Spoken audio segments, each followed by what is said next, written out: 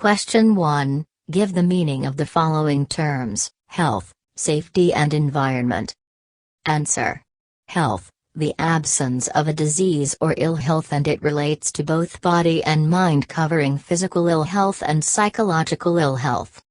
Safety, the conditions in the workplace resulting in the absence of a risk of a personal injury. Environmental protection, these are the arrangements to cover those activities in the workplace which affect the environment and the health and safety of employees and others. Question 2. An organization has been found to have inadequate standards of workplace health and safety. Identify the costs that the organization may incur as a result. Answer. Costs: fines or penalty from the enforcement authority, sick pay, damage to the product, equipment, vehicles, increases in insurance premiums as inadequate standards may result into the accident, legal costs, lost orders, production delays, loss of goodwill and poor corporate image. Question 3. Explain the reasons for maintaining and promoting good standards of health and safety in the workplace. Answer. The fundamental reasons for promoting and maintaining good standards of health and safety are moral, social, and economic. Moral reasons: there is a need to provide a reasonable standard of care for all employees, and the employers are morally bound to avoid or reduce injuries, pain, and suffering that may be caused to employees as a result of accidents or ill health.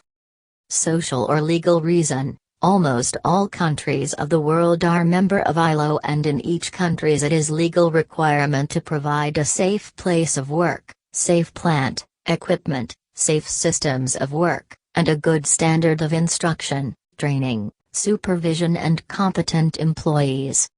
Economic reasons: safe workplace add a lot of value to the financial gains of the organization, greater productivity and higher quality due to the high morale enjoyed by the workforce, the reduction in costs associated with accidents, investigations, reduction in the cost of employing, training replacement staff and repair/replacement equipment, a more positive image and reputation of the organization, and lower insurance premiums can all add to the economic benefits gained because of good H&S standards in the workplace. Question 4.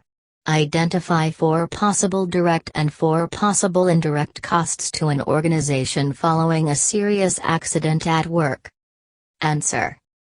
Direct costs: public liability, insurance and claims on employers, damage to buildings, equipment or vehicles, fines or penalty from the enforcement authority, sick pay, increase in insurance premium, legal costs.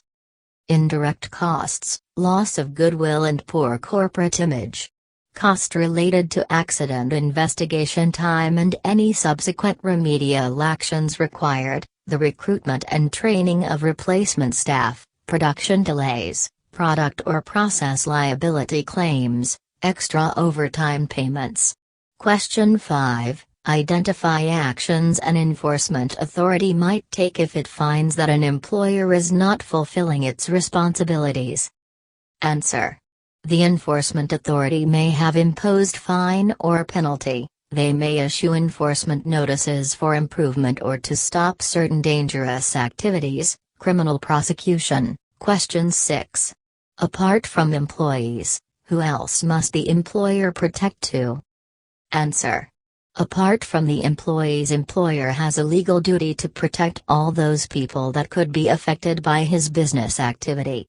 These includes the visitors, lawful or unlawful, visitors invited by the company or uninvited, contractors working with him, any public person, property or environment around his activities. Question 7.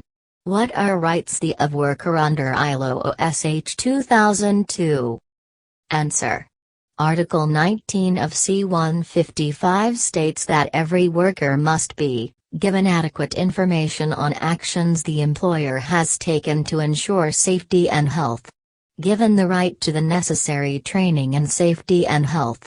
Consulted by the employer on all matters of safety and health relating to their work. given the right to leave a workplace that he has reason to think presents an imminent and serious danger to his life or health, and not be compelled to return until it is safe. Question 8. Workers have certain requirement under the ILO OSH 2002. List down these requirements to be fulfilled by the workers. Workers' responsibilities. Answer. Article 19 of C-155 places obligations on workers, expanded in R-164 as follows: take reasonable care of their own safety and that of other people. Comply with safety instructions and procedures. Use all safety equipment properly. Report any situation that they believe could be a hazard and which they cannot themselves correct. Report any work-related accident, ill health. Question 9. Health and safety professionals shall have multidimensional knowledge to be successful in the field of health and safety. What does it mean? Answer. It means that the people who want to work as health and safety professional at any level, they must have some knowledge of every discipline so that they can deal with the workforce appropriately. Health and safety professionals are expected to gain basic knowledge in chemistry/physics/biology, engineering, psychology, sociology, legislation, standards that apply. Strengths and weaknesses of options. Question 10. What are the two main standards that the ILO has produced for health and safety? What do countries do with these standards? Answer. ILO has produced C-155 and R-164, which are then included by countries in their legal system, and those will be approved as legal requirements to be implemented under the national law. Question 11. What are the legal requirements that shall be fulfilled by the employer in reference to the health and safety? Answer. Employers are obliged to take care of the workers. The main requirements are: the employer shall provide safe place of work, safe plant and machinery and safe system of work to the employees and workers. Employer must do the risk assessment for the hazardous activities conducted by the workers and reduce the risks to the level called as low as reasonably practical. The employer shall ensure that all chemicals and hazardous substances are safe to work for the workers. The working method and process are safe for the workers. Employer shall limit the working hours to avoid excessive fatigue. Employer shall provide training, guidance and supervision to the workers. Employer shall provide minimum and reasonable welfare facilities for the workers. Personal protective equipment shall be provided by the employer and it shall be free of cost.